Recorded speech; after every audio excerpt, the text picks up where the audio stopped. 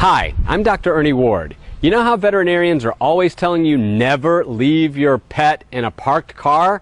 It gets really hot. This is a typical summer's day. So I thought I would put myself in a parked car and let's see just how hot it gets. Come on. Okay, so I'm your pet and I'm now in the car. I've got all four windows cracked down about an inch. So let's start a timer and let's see exactly how hot it gets in here. The thermometer is reading at right about 94 degrees, 95 degrees. So it's pretty hot in here, but we're just getting started. So let's just kind of sit back and see how it feels in here. Okay, I'm at 5 minutes in. It is unbelievably hot in here. We're nearing 100 degrees already, and I can tell you that it is stifling in here.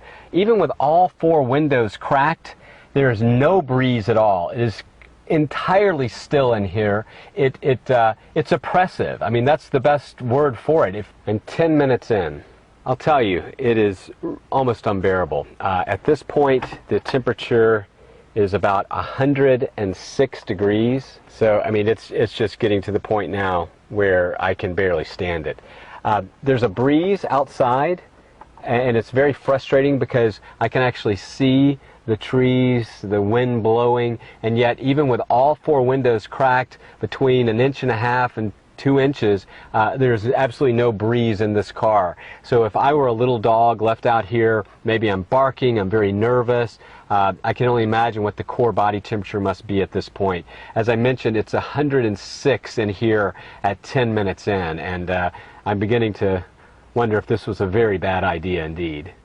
Okay, I'm at 15 minutes now, and it's about 110 in my car.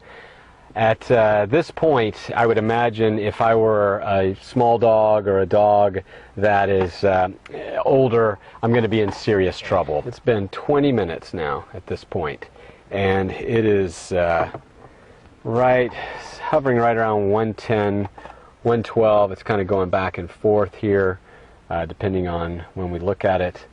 But needless to say, it's incredibly hot. 25 minutes. It's now, oh gosh, what is it? 113 degrees. It's awful. The only thought that's going through my head right now is I want out of the car. You know, it's just everything in my body is saying, get out, get out, get out. I can just feel rivulets of sweat just careening down my body. I don't know if you can tell, but I mean, I'm fully drenched now. I have sweat just completely cascading down my face and nose, and my lips, and I can do that. A dog can't. A dog can't perspire.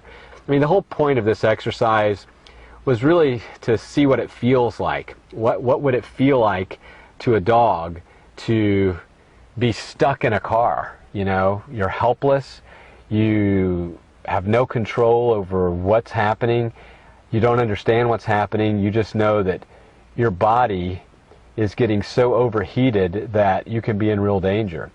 I mean, this kills, and it's a lousy way to die. Okay, made it. 30 minutes.